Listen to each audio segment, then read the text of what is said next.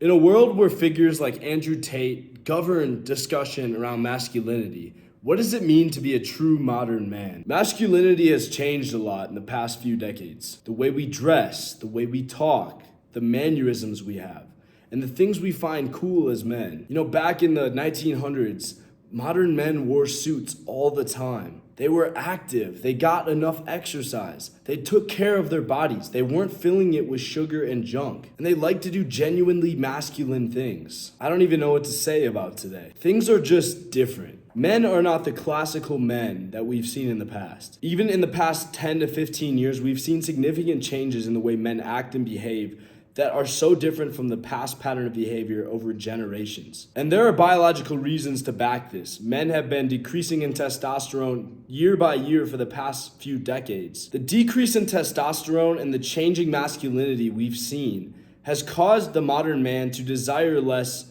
the hunt that you've seen in the past. By the term the hunt, I consider this to be something that you have to search for, something that you have to work toward attaining.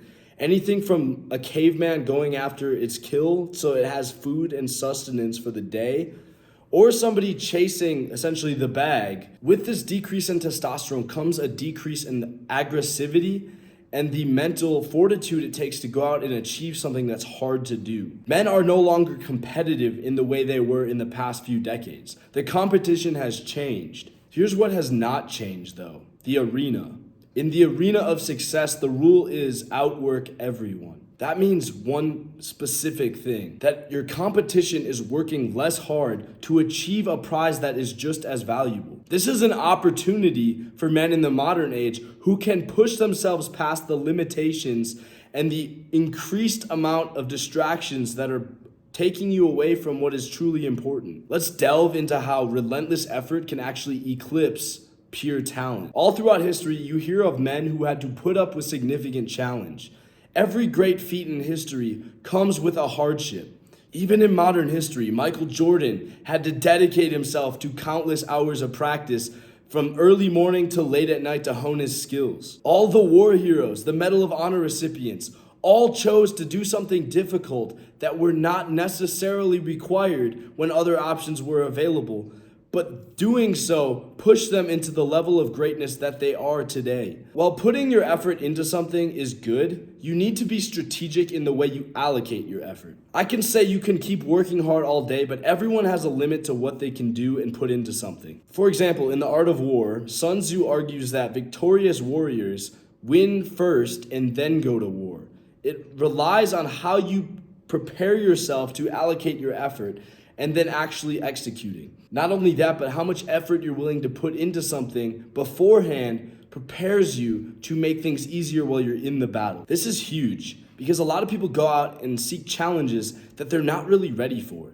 They think they have the skills and they decide to jump into something and end up costing themselves. Let's say you want to invest in a business or the stock market, but you have no experience on how to read the market or do analytics. You're going to get slaughtered out there and lose a lot of money because you decided to rush into war without putting the effort into actual preparation. But the man who takes the time and dedicates the effort toward the right cause, in this case preparation, wins over and over and takes advantage of the loser. The real loser will always be the man who doesn't believe in winners or losers. This sort of mental fortitude that I have to win regardless, the Harvey Specter scene you're always seeing in Suits, Life is this. I like this.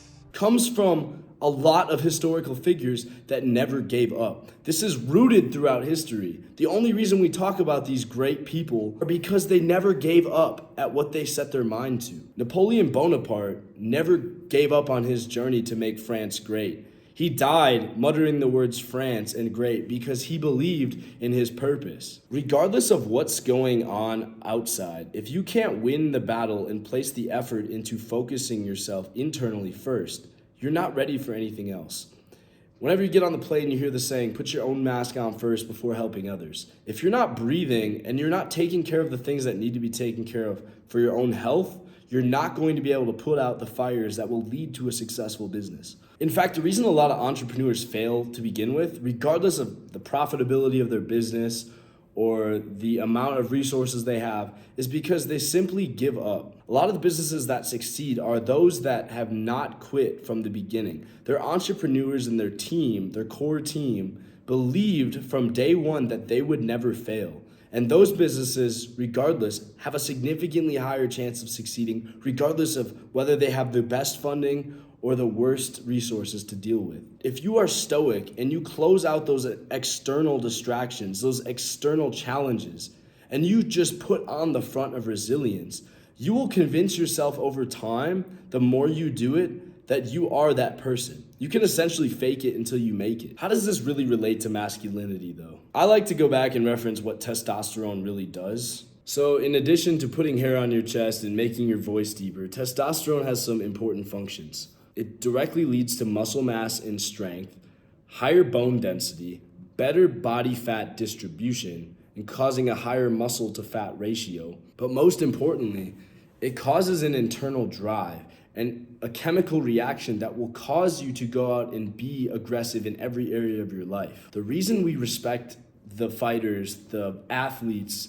the people that work hard is because those people have what seems like an unlimited amount of energy, but they can contain it and they know how to use it appropriately. You see, testosterone can directly increase your energy, but it doesn't necessarily have to. You may be born with a high amount of energy or a small amount of energy, but your dedication to what you actually believe is important will cause you to have energy. A fun fact is when you often feel like quitting your rep at the gym, a lot of times you're around 65% of your actual physical failure, which means that if you believed you couldn't fail, you actually would almost double the results that you would be putting in at the gym. And that would be until your body physically gave out for that specific exercise. So I don't want to hear the fact that he's a naturally producing man and he can do that better because it's the way he's programmed. There is actually no excuse for that.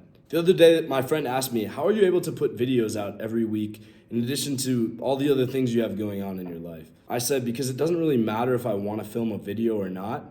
I force myself to sit down until I come up with something. And my body can tell me that it's tired and it doesn't want to do it. But I'm saying I'm not going to bed. I'm not doing something that's more enjoyable until I sit down and get this work done. And then my body says, hey, it's either do it or don't. And I'll find a way to produce the energy. You can convince your body that it has no other choice. So when your brain tells you it's tired, your body can say, I'm either doing this or I have to force myself through some sort of pain, not going to relax, not going to get to bed until I get this done. So here's how you actually activate that. When you're sitting down and you want to focus on getting something complete, tell yourself that you don't have another choice. Tell yourself that nothing else can happen until this task is complete. For me, as somebody who used to like to procrastinate a lot, this was really helpful. You could do the Pomodoro timer or whatever to allocate time for your work, but I don't necessarily always like that because some tasks take more than the 20 minutes it gives you. The trick to not getting distracted is recognizing when these distractions are in place. It's not easy to find the drive. You don't naturally have the programming that our ancestors might have had because of all the ways our testosterone and our work ethic and the distractions are increased from that previous time. So what I want to let you know is that it's not your fault that you're at the place you're at, but it is your fault if you continue to let where you're at affect you from now on. Being aware that there are things that are challenging you and that you might have a harder go at life shouldn't make you give up. It should only inspire you to keep pushing forward more, because then your feat will be greater than the feat of your ancestors, because the hill you had to climb was a lot steeper and harder than the ones they did. I want you to think about the words relentless pursuit. Think about somebody or something that is in relentless pursuit. It's not very many things that actually do exist. It's hard to be unwaveringly committed.